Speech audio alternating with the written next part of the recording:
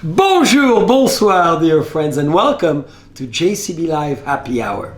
Today, we have the honorary visit of the emeritus, living legend, one of the most amazing sommelier, ranked as the best sommelier in Sonoma County and in California and among the United States.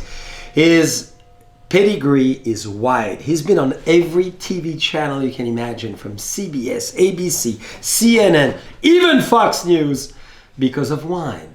He is Mr. Knowledge. I've gotten to know him for many, many years. He's an encyclopedia. Any question you have, you ask the famous Chris Sawyer. So we're delighted as well that he's with us today, that he came from his beloved Sonoma region to be here with JCB Live. So Chris, welcome. Oh, thank you so much. So good to see you. Oh my gosh.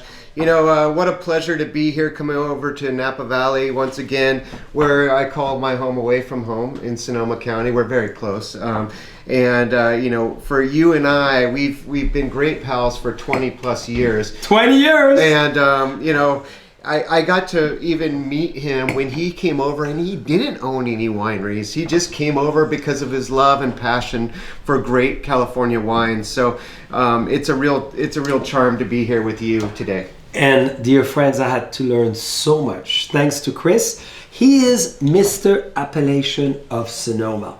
So Chris, yes, tell us what's happening in 2023, because it's a big deal. You were at the beginning of it, and now you're seeing the outcome of it. Yeah, well, 2023 will be an anniversary for many appellations, not only in Sonoma County and Napa, but the West Coast in general. There were 19 appellations that were founded or granted by the government in 1983. So that will be an anniversary coming up in a couple years.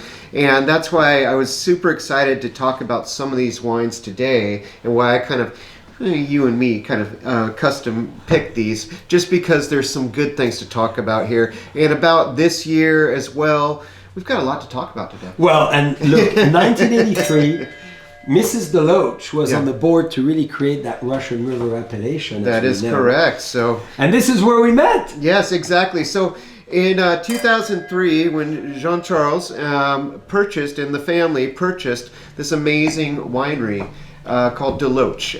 I grew up in the appellation of Russian River Valley, which was granted in 1983. That was when I started high school. Yeah, if that gives you some idea of my age. Man of great experience. Was listening to #1 song that year, just by the way. The Police, Every Breath You Take. Just so you know, if you ever win a lot of money on a trivia contest because of that, don't forget about the two of us and this show right now. 80% goes to Chris. I kissed one of my first charming lady on that music. Yeah. Very popular because we had the same year, so we have the same song reference. Exactly. So, you know, back then, let's go back to 1983 and what was happening here in California. It didn't look like this, to be really honest, where we're at here in Napa Valley. This was so many orchards out here, and there was still a lot of wild, you know, like cows and sheep and everything that was all over the place. A lot of these new kinds of places, establishments weren't here yet. Raymond was, as we know, was one of those. And I was lucky enough that my mom loved wine, and her friends would come over, drive over the hill, Mark West Springs Road, and I grew up kind of in Russian River Valley, the kind of higher part of Russian River Valley, Wickiup, Larkfield, that kind of area. And we would come over here, and I would be the only kid in the car, and I would be going to like the 7 wineries that were open to the public. That was it back then. Were you able to have a sip? I was not, but I was certainly watching my mom and her friends have sips often. But it was a fun time, and when I think about, you know, how this whole area has changed, not only Napa, but Sonoma County, Northern California in general. I mean, and I think that's why, you know, when Wine Business Monthly asked me to write that series on 1983, and that was back in 2013 when everyone was turning, you know, that was a big anniversary for everyone. Sure. We get to celebrate this every 5 years. Well, I celebrate it every day, but and which is amazing, dear friends. It's about the map of the future, the map defining the appellation. And Chris and I always had that great discussion, as he's a phenomenal sommelier, And we reflect always on Burgundy, where the map started in the 11th century, Absolutely. 12th century. It's been 8 centuries ago that we really refine the map and the vineyard designate. In Sonoma, it's really the beginning, but you've helped craft where it is today. Yeah, you know, Sonoma County that year in 1983 had 6 appellations made. Really interesting. That was the most ever made in one year, 19 just on the West Coast at that time. And also there were 6. So it goes Carneros, the Great Carneros, which we'll talk about in a few minutes. Also Russian River, Green Valley, Chalk Hill, Dry Creek, and another one that we're going to talk about in a few minutes called the North Coast Appellation. They were all in 1983. Isn't that crazy? That's right. That one year is so big. No one knew how big it would be back then, but here we are talking about Russian River and all these kinds of things like nobody's business. It wasn't like that back then. It was very, very different. It's exciting these things happened. To witness the pioneering of a region. Yeah. And before even we start on this wine, do you remember the first tour we did together? I do. meet dear friends Chris, who was writing for WineX magazine. Very he was cutting actually edge.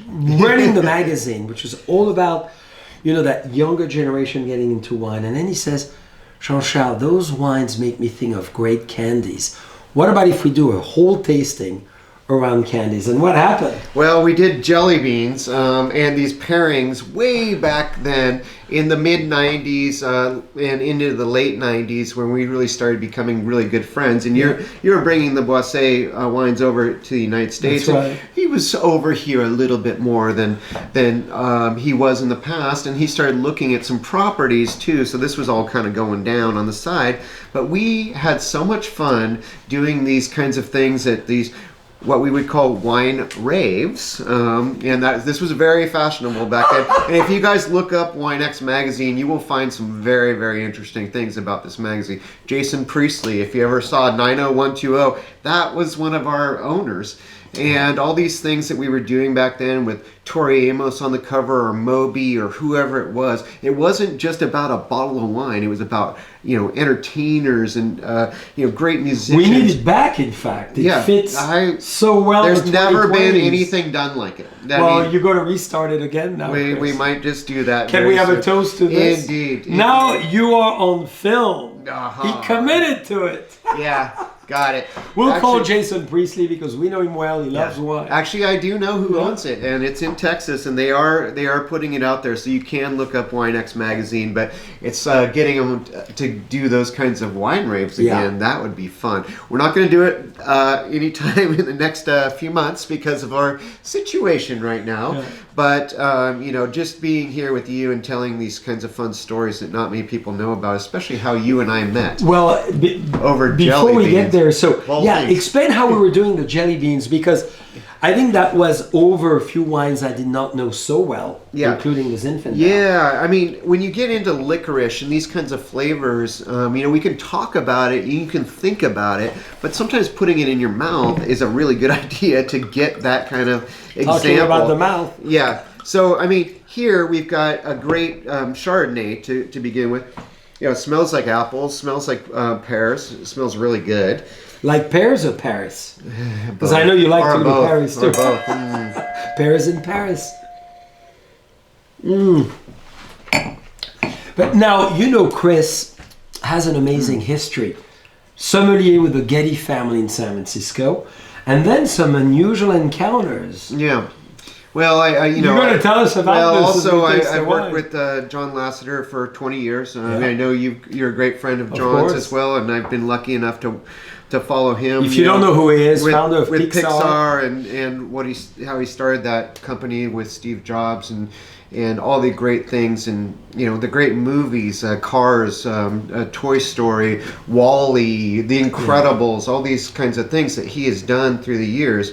But also, Mikhail Gorbachev was one of the people yes! They got to do some amazing stuff with as well. Not just drinking vodka with him, but wine too. Wine. From the Russian River. Yeah, well, no, actually this was from Sonoma Mountain, just over the hill here, and it was back then it was the Moon Mountain Winery, before the Appalachian Moon Mountain started. Well, you're going to tell us, how did you... I don't even know this it's a story. very, very interesting story. He was there, and there was a group that had really wanted to do a dinner with Mikhail Gorbachev, the great Mikhail Gorbachev from Russia, really one of the biggest global impact people that we will ever know in our lifetime. Who And pushed for the wall of Berlin to fall, as we all know. Yeah.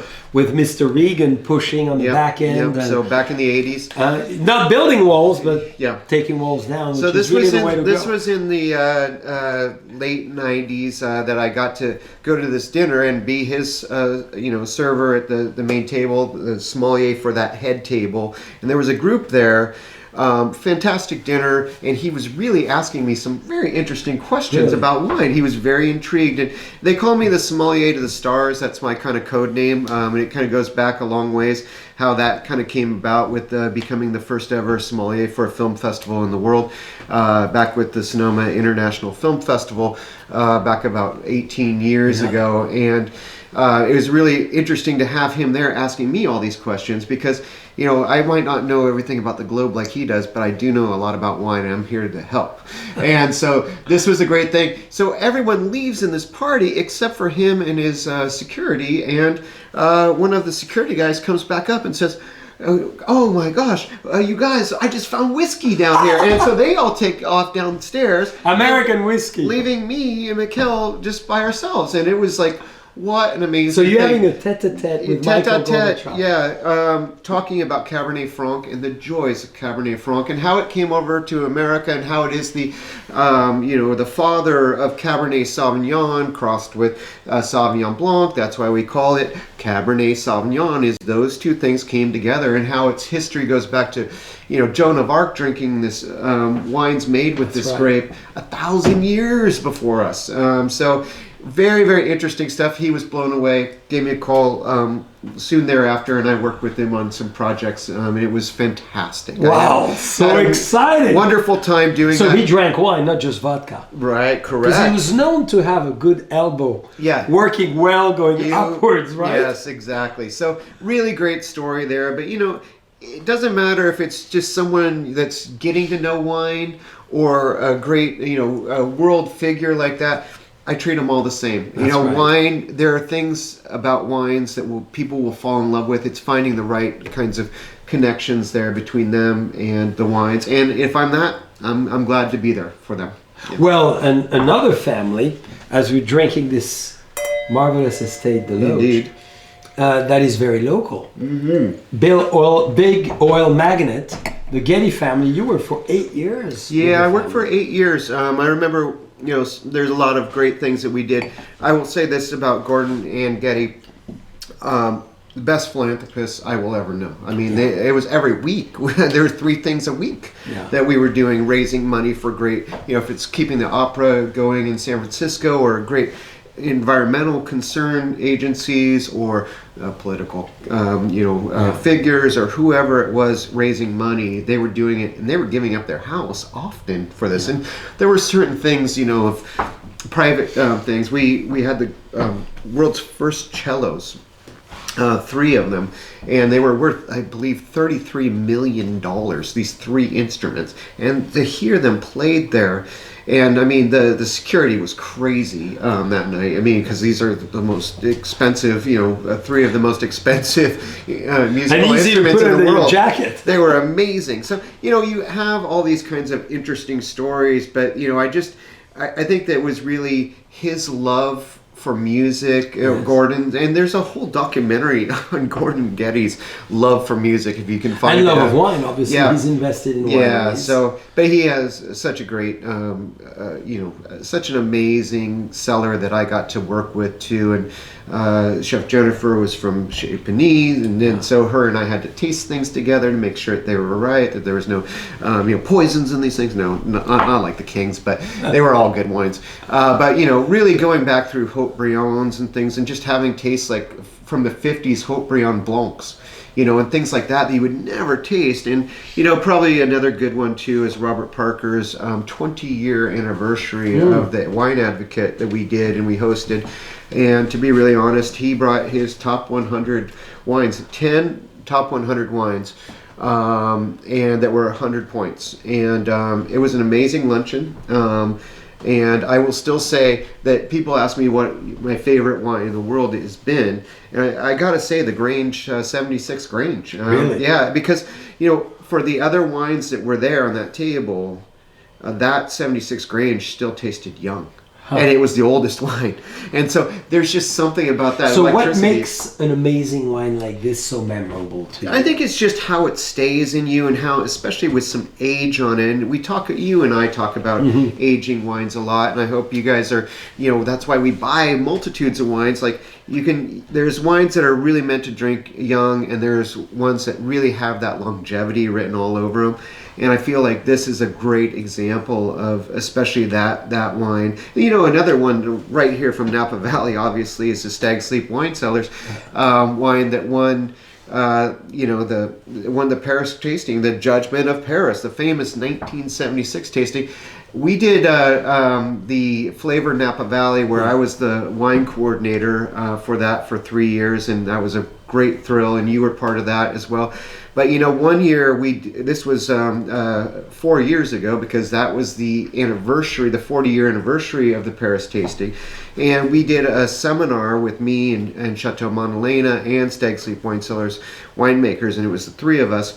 And that night we did a dinner, and we brought in your wine. You did the bubbles for that wine dinner.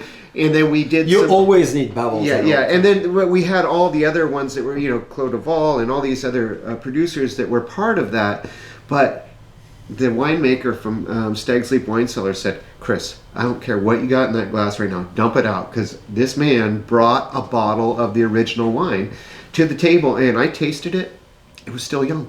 Still young, 1973. I mean, wine, just like... So you recommend for people, we have many friends from all around the world tonight with us, to really keep wine, rest wines in their caves or cellars, and really give age time. I think that's a really great thing. I think there's, like I said, there's missions for all wines. They all have different use, but it's really finding these kinds of wines that have the structure that can take it, and really have those things that will develop together. And I think that's why, you know, when we talk about Napa Valley Cab, we're not just talking about Napa Valley Cab, we're talking about pieces put together from what is in this vineyard. What's the clone in there? Is there a little bit of Merlot in there? How much Petit Verdot is in there? How much of all these kinds of things? And it kind of brings me to another good point too. Here we can talk about this one, which is quite a fun thing. So through the years, okay, let's go through Jean-Charles. Let me just give you a little history of Jean-Charles. Well, that's dangerous. You know, we might as well drink red wine. Yes. We went through the estate. Yeah, that was pretty good. So the Deloach wine, obviously, Pinot Noir, Chardonnay from the great Russian River Valley, but also the Zinfandel that we're tasting right now. Yeah, you got to tell us about that, because you are really so charismatic on talking about Zen. So maybe everybody, because there's a lot of people from outside of the U.S. who don't know Zen. Yeah. Maybe give us a few notes on what OFS is. Let me say this real quick. When I go over to Europe and I see great winemakers that know me well, they usually ask me, "Did you bring us some Zinfandel?" And the reason they ask that, it's one thing that they don't really have, or wasn't known that they had in Europe. And as we found out through the great Carol Meredith, the great doctor at UC University of California, Davis, where I went to college as well, and I got to learn a lot of things from her. She did DNA testing that found that it is connected completely via DNA to two special points in Europe, and one of them being in Croatia. And this is some older plantings that they found, like, you know, it's a very small parcel, but it matched 100% to these old vines that we had here. In Croatia. Yeah, in Croatia, and also to the Primitivo grape, which is a legendary grape of the lower part of Italy. Like, it's not Sangiovese, but it is definitely the Primitivo that we're talking about. So these two things were very interesting. But think about this, you guys. How did California become California? Well, it was called the Gold Rush. That was a huge part of how it really worked. The gold rush is how it came here, but we didn't have any indigenous grapes besides the mission grape, which was kind of displayed and brought about because of the missionaries that came up from Mexico, what we now call Mexico. And it was all we had. So we had to have a hardy grape that could be tested here, and that grape was Zinfandel. So our heritage of Zinfandel goes way back to the, it actually, how it came in, we know now through Boston and outside of Boston, through some greenhouses there back in the 1830s and 1840s. Yeah. But how it came here was some of these people that came out, let's go make a lot of money, on gold and stuff. And then they started getting in these minds going, this is just not for me. Maybe these people need to drink fine alcoholic beverages, and maybe they need good food. And so maybe that's what I'm going to do. Maybe I'm going to be a winemaker because they look out at this area and they go, this is Napa Valley, or that's, in that case, this is the Sierra foothills. You're describing the Count of Buena Vista. Yeah, I know. The gold rush, let's go there in a minute. But I know we are talking about a legacy that was started. All these things go back to really Zinfandel, and especially Napa Valley. I mean, this was really what Napa Valley was. There was no Cabernet here. There was no Pinot Noir in Sonoma County. This was old vine, gnarly Zinfandel, but it was winning awards at world competitions. That's right. And so this is something that we have really been able to make our actual signature grape of California. It is actually the state grape, and that's why I really wanted DeLoach to be really kind of focused on, just because we could talk all we want about their Pinot Noir, and I know you do on this show often, with good reason, but the fact is, that Pinot Noir was not in Russian River. This was in Russian River before the turn of last century. So we're talking about in the 1880s, and you can still find these old vine cuttings and plantings in Russian River Valley, and it's fascinating. Pre-prohibition, which is so fun. This is the case here. So OFS. Yeah, OFS. What a great term. That means our finest shit. But don't just yeah. But I thought it meant out fucking standing. I know. It means both. So it's got both of those things going on in there. And it was a great thing from Cecil DeLoach. And if you guys know the story about him, a very interesting man too. This was very common back in the old days. You had firefighters in San Francisco that would get, and just regular people in San Francisco that loved wine, but they wanted to make their own. So they would buy grapes, and they would just make them down in their cellars there in San Francisco. And in his case, he was a fireman, and that's one of the reasons that he really was like, I love this. I think I'm going to buy a piece of property up there. He was already on the front line. Yeah. In 1973, they really planted the first, Pinot Noir and Chardonnay grapes there along that part of Olivet Lane, and that's where it is. And then the Pellegrini family right around that same time too. So we have a lot of legacy there, but these old vines, Zinfandel vines, were already there for like 100 years. So I mean, it's kind of crazy that we think that Pinot's so big and it's everything, but the legacy of Pinot here in California really isn't that long. It's not like where you came from, which is called Burgundy. Chris, you're the expert of Sonoma at large. Yeah. So what makes, and Napa naturally too, but Sonoma is really your home where you were born. How would you define Sonoma, and what makes Sonoma so amazing as well? Because it's cool climate. Sometimes it's difficult just to grasp on. It's all cool climate.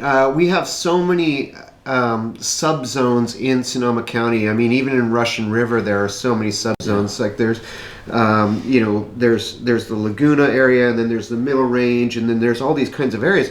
But it kind of depends on how you're going to dress, because some it's going to be really windy, and you're going to have that windbreaker once it hits 3 o'clock in the afternoon. And some it's going to take a lot longer for that wind and the fog to come in there. So where it all kind of went, I give a lot of credit to the Italian families too, because there's actually a really great thing where they were the ones that kind of came in right around 1900. To be really honest, it really wasn't the Italian movement until right around that turn of last century, where they came in. They started planting a lot more of the Zinfandel, but they also found these little areas where it's not just about that vineyard, but they're growing fruit trees, they're growing produce, they're selling things to San Francisco. All about polyculture. Yeah, it's polyculture, and I think that's why when you bought DeLoach, and you came in there and you saw what they had done already, especially with these kinds of wines. You not only did that, but you actually went back to kind of a way of doing it before chemicals and all these things were there. You went biodynamic, which was crazy talk back then, especially because he ripped out a vineyard that had just won #1 in the Wine Enthusiast, right? Yeah.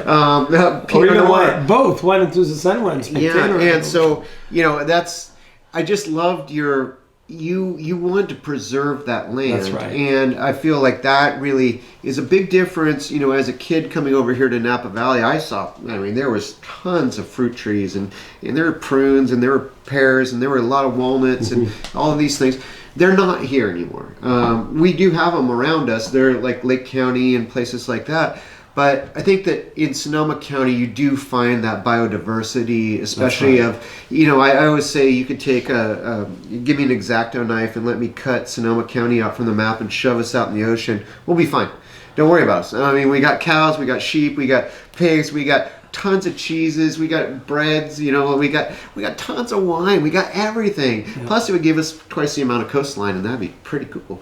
But you know, I just think that, you know, when people come over to especially from Europe, and they come to visit me, on the other hand, especially winemakers, they go, "This is little Europe, Chris," and that's what it feels like. And I think that's what really, I mean, I remember you telling me you were looking at where do we buy. Okay, so we're, you know, a great family from Burgundy, and we know our Pinot and we know our Chardonnay, but there are some opportunities here for me. Where do we go? Do we go to Willamette Valley, which is a great you know, area, and especially as far as agriculture other than just grapes? Or do we come here in California somewhere? What made you make that decision to go to Sonoma County, of all places? I really felt that cool climate was amazing. I felt the different temperatures between day and night would be dramatically phenomenal for rich, supple, velvety, and intense Pinot, which we did not necessarily have all year long or all every vintage in Burgundy. So I thought it would be a fabulous complement. And I'm in love of that diversity, as you said, and it's one thing to anchor it on Chardonnay Pinot, but to add as well what California is very well known for, which is Zinfandel. So I think we could have a lot more.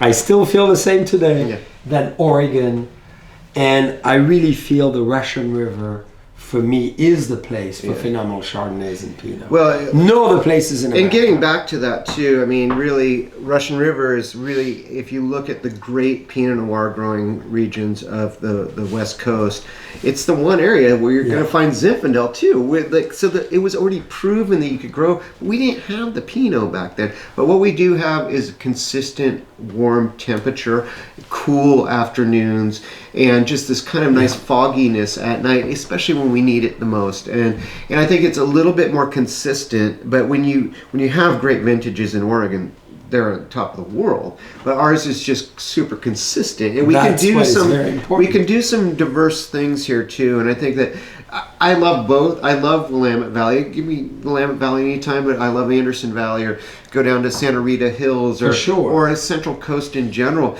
We just have so many different areas. I think that Sonoma County is a microcosm of all these kinds of areas. And I mean, we can grow great Cabernet and Zinfandel and other places in Sonoma County too.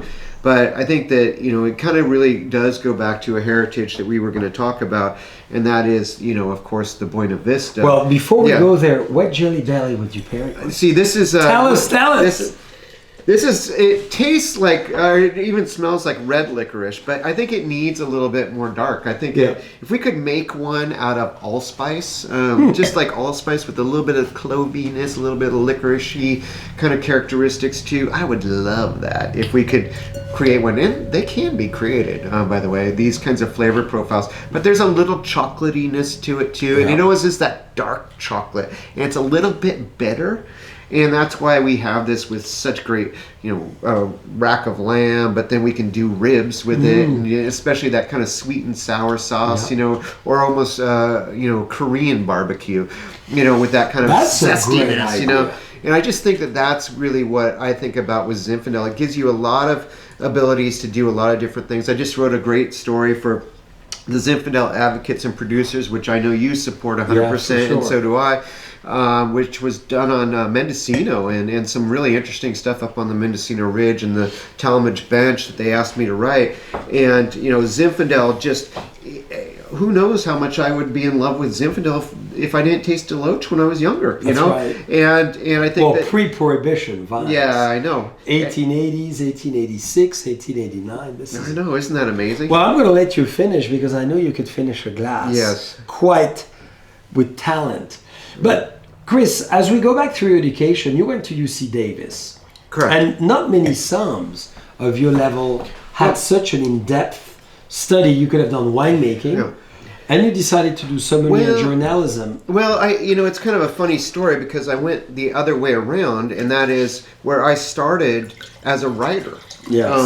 And that's where I was at UC Davis. I wanted to be the music critic of the Bay Area, and I was the music critic at UC Davis. And if I was in a limo with Beck, or I was reviewing the Pixies or Smashing Pumpkins or whoever it was, college-oriented music that was like smashing everyone, and just going, oh my God, who is this band? And I needed some extra credit, so they made me Mr. Science Guy too. And so I had to start writing about these stories about very interesting things at University of California, Davis. If you go back to the history of Davis, Berkeley was the first wine school, like where really you were learning UC Berkeley. But the thing was, they needed to diversify. Berkeley itself was actually the city was building out, and so they needed to send the agricultural leg somewhere else. And that's how it kind of worked. And I got lucky, I not knowing that this was the viticulturology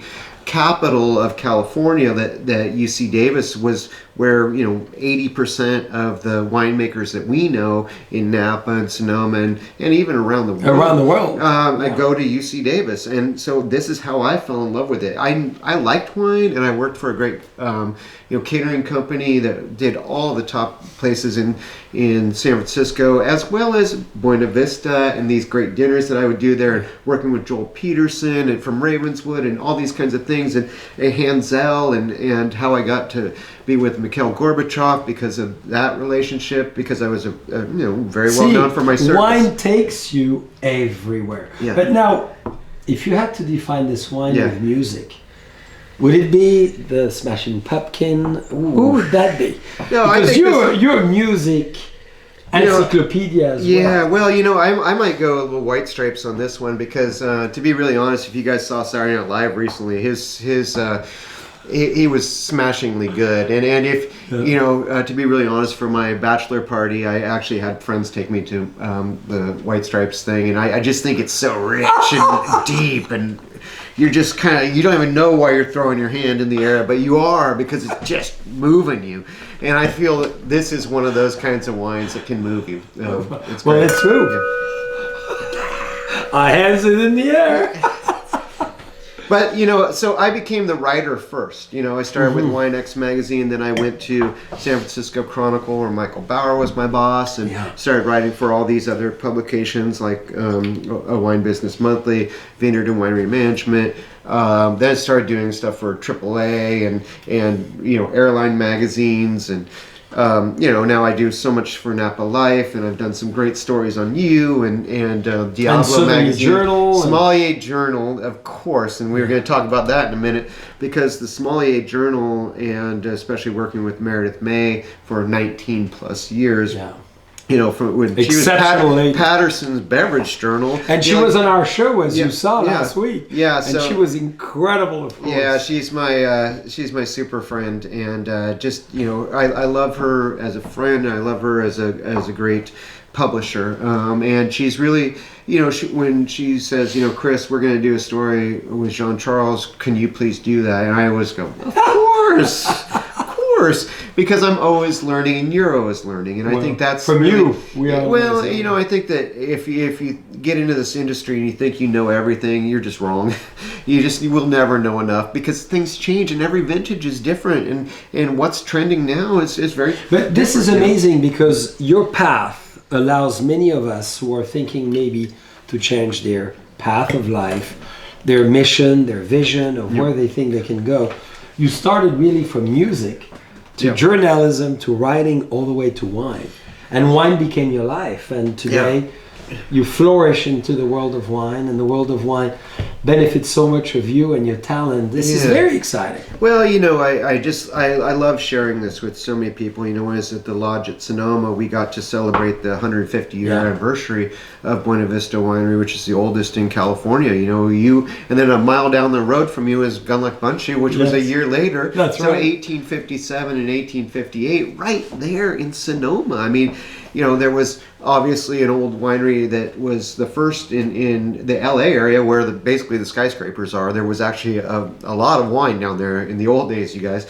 And it really kind of came up here. And I think that really Buena Vista made such a difference in my life. And really working those gigs, you know, as we call them, the gigs, you know, with the great catering company Wild Time that I used to work for. I feel like that's really what changed my life, and working with Buena Vista wines and getting into just feeling the feel of what it was like back then, and understanding that we're the next step, you know, in the progression of California wines. And I feel like we've done a lot. And where do you see us going in California? I mean, hey, listen, Burgundy has how many years of experience of working with Chardonnay and Pinot Noir, and they know their soils so well there. Guess what? California or Sonoma County by itself has more types of soil right here than the whole country of France. That's right. So where are we going, and what have we done so far is great. Mm-hmm. But you know, maturity of vines makes a difference, and so these vines are growing. We know it because of the Zinfandel. Zinfandel vines are still alive. They've outlived like 3 generations of people in some cases. Whereas, you know, where we have the potential with Pinot Noir and Chardonnay and Pinot Meunier, and making great sparkling wines, and I mean new things like Vermentino, you know, and Rhone varietals, and all these kinds of things. Grenache being back. Yeah, Grenache Blanc too. And I mean, all these things, we're still in a playground right now and kind of developing our skills in working with this. But I think everyone has gotten so much better. I mean, being a main judge of so many wine competitions, you know, I wore my great Concours Mondial. I see that. Which is the second largest. We got to zoom on that, Dylan, because this is a big deal. Yeah, this is one that Concours Mondial. I could not be there this year. We were going to be judging in the Czech Republic this year, and last year we were in Switzerland. We will be hopefully in China next year.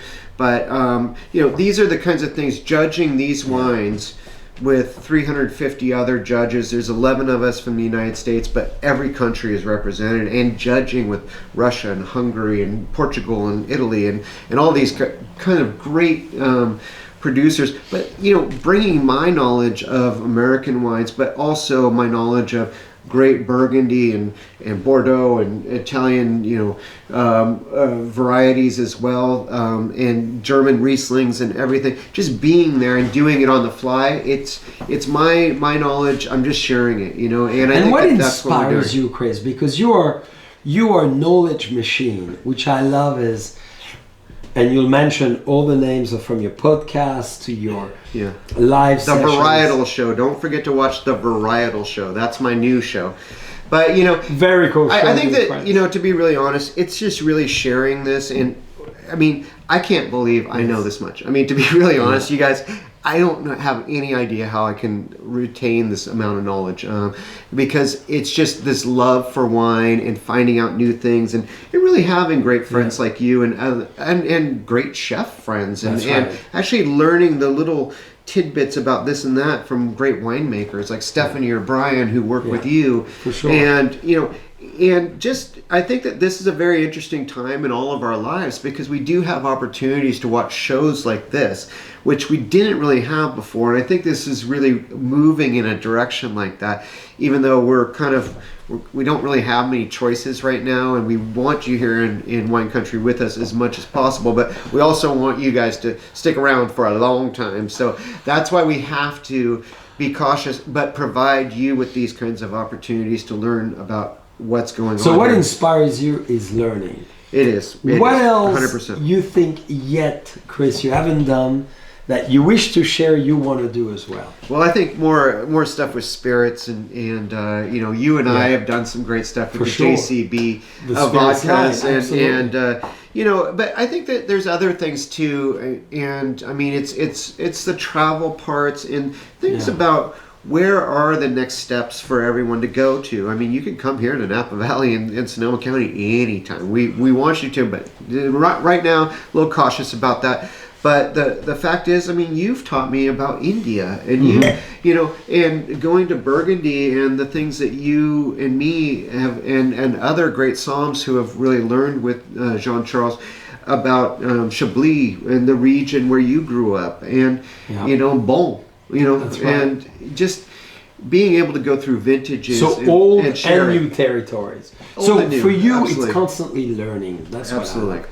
Well, dear friends, Chris won Sommelier of Raymond. One of the first ever. Chris, explain us the experience, because you are the one. So I want to say this. One of the great things that we did earlier this year, before everything kind of went kind of awry, was that we had the 10-year anniversary of the Sommelier series at Raymond. So this is a great program that Jean-Charles and the great Boisset family put together, and it was bringing sommeliers from across the United States together here, having a great time, learning a lot about Boisset and the wines of here at Raymond, and also you know, in Deloach and everything. But then doing something a little bit competitive, we should say, and that is making our own wine against each other. So there were teams of 2 against each other, fighting, just like those guys from Pittsburgh. They were going down, and you know, New York, they're talking a lot of trash, but we're gonna win them, you know. And so we had to get real about it, and so I'm glad to say that my team won the 2012 vintage. So they were amazing. 2014 that my team won this award, and earlier this year, the 10-year anniversary of this, we all came back and fought against each other. We came in second in the one this year. Again, yes. No, not again. We won the first. The first. Well, but you were I still almost think that first ours again. was better, but whatever. I think that it's just a great thing to bring great sommeliers together, to meet each other. And to have parameters. So price points, regions, blends. So it's not just blending freely from every vineyard. Yeah. It's really having, you know, variables in the equation that forces you to hit a price point, which would be a great wine by the glass. And to be really honest, I mean, some of the you know, your great chefs and Raphael and everyone that you work with are so great. And, you know, I think that one of the great ones was the Chablis tasting that we did from your brands coming in from Burgundy. And I was going to say, you know, Patrick and I were talking about this amazing soup, and it's it really is one of those artichoke kinds of soups, but it's really that kind of Jerusalem artichoke, and it was so good. And I started thinking about winter time, because this was kind of, I think this is back in February, when we have this kind of time that's coming upon us right now with the holidays, and we're getting into kind of deeper foods. And let me just say this, you guys, we've all got some situations going on this year and into next year as well, where we're becoming our own chefs now, aren't we? Because we aren't going to restaurants. You've always been a great one. Yeah, but we're not going to restaurants as much. And I think that these heartier foods and what we're going to be learning now going into this winter or winter conditions here, we're going to be making some soups that are hearty and wonderful that we've never made before at home. So these are the kinds of things where this kind of information about fabulous wines that work with types of food, especially slow cooked foods, and using some things when you go down to just the farmer's market, or you go, take some chances out there, especially with the food, but do it also with some wines that you might not have known or liked before, and go back and see how they match up with food. So you're becoming your own sommelier at home, which is an awesome experience. And you also, when you kind of buy these kinds of wines that we're talking about here, you can tell the story that we just told you to your friends and your close family that you do get to hang out with, especially over these next few months that are going to be really interesting, to say the least. Hopefully, we may do Zoom Thanksgiving. Yeah, Why who not? knows? But I'm very proud of this bottle of wine. And I brought this out of my own cellar for you guys to see that I won this award. And gorgeous. So good. Now, Chris. So good. Few more questions. Yes. But a very important one. Yes. With all your phenomenal achievements, from music to wine to writing to journalism to books to television to wine shows to judging, all of that. Yeah. What is your next dream? It's just to keep kind of doing this kind of stuff, because to be really honest, talking to people, when I was at the lodge at Sonoma, I was there for a decade, and we got written up in every magazine there was, and Chef Janine Falvo she went on Top Chef, and I got to work with her for 6 years. But I also got to teach people live and just be there with them. And so I think that really my show, the Varietal Show, and doing more things with you and having this fun and sharing information on a larger scale like this. It's great when you read articles, but where are these articles going now? There's so much, and there's so many blogs, and there's so many things. But when they see you and I talking about this and our passion, like legitimate passion. When I did 500, can you feel our passion? Can you feel it? Yes. Is it there? But when you really get it and you understand, like we're really happy, and we want to make other people happy, and we want to get you guys involved in this, especially exploring these kinds of amazing wines that are produced by the Boisset or part of the Boisset collection, and the imports that you bring in, but also Napa Valley and everybody's wines. That's the thing, is you and I share our love. We share it with so many people, and I want to say one thing on behalf of Sonoma County and Napa Valley. Just, we're so happy to have you. I've been following you for forever.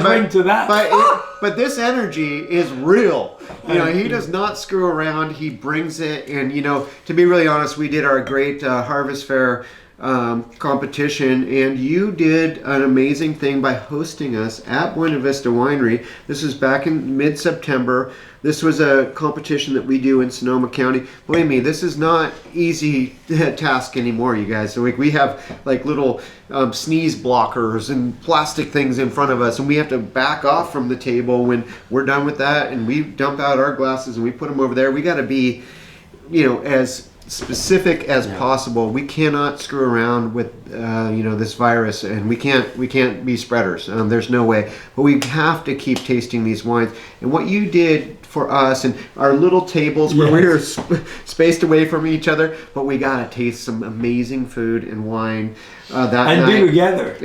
But your passion right there in front of the winery, and just for the other people that aren't as you and I are attached. We see each other a lot more than some of these other judges. But for them to see your energy, thank you, and to be there and hear your words, and I feel like that's the same thing for me. I want to be that sharer just like he is. And you are amazing at it. So, Chris, maybe last message to everyone. Yeah. It's an unusual year. You've said it. But you're doing so many great things. Yeah. What advice, recommendations, suggestions? We're coming towards the end of 2020. Yeah. Soon on the new year. Yeah. Thank God. Yeah. So what message do you have for everybody around the world? Try things you haven't tried before. Be adventurous. We can't run around to the world. I'd like to be in Italy right now. I'd like to be in Paris. I'd love to be all these places, but we can bring it to us too.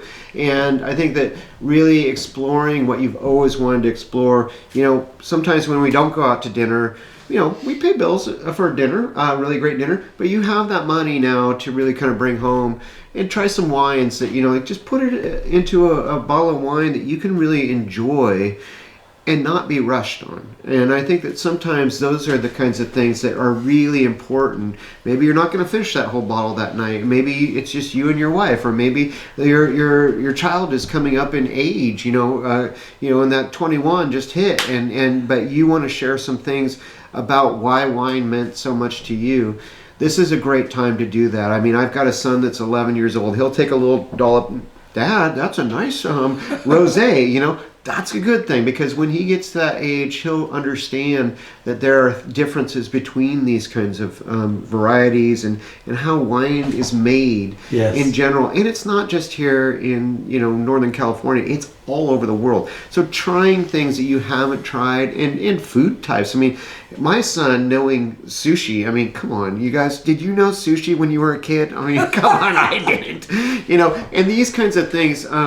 Different types of, melons that pop up in the market that are new, like you've never even heard of this melon. Why not try it? Yeah. And why not try some of these crazy pairings at home? It's my job to make sure at my restaurants that I work with and my people that I consult for, to make sure that it's 100% like going to be boom, 100% genius pairing. But you can do the same thing at home too, and I think that this is a great opportunity to really try that. And when you do, when the guard does fall down a little bit, and you can come back to these kinds of great wine growing regions, you can really explore even more of the people that really produce these great grapes or wines with these great grapes, and just to have fun. And I think our job, you and me, we just love having fun with wine. I love that. There is no doubt about that, and we're good at it.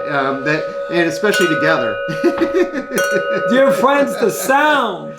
Be adventurous, as Chris said. Be audacious. Audacious. Get to try, get to experience, get to go into places you've never been before. Exactly. In your mind, bring the journey, bring the travel to your own family table. I love this. Chris, as always, thank you immensely. Indeed. Dear friends, make sure you watch the show Varietal. The Varietal Show, like the variety show, but the Varietal Show. Make sure you dial in. SawyerSomm.com. Cheers. Cheers. Wing.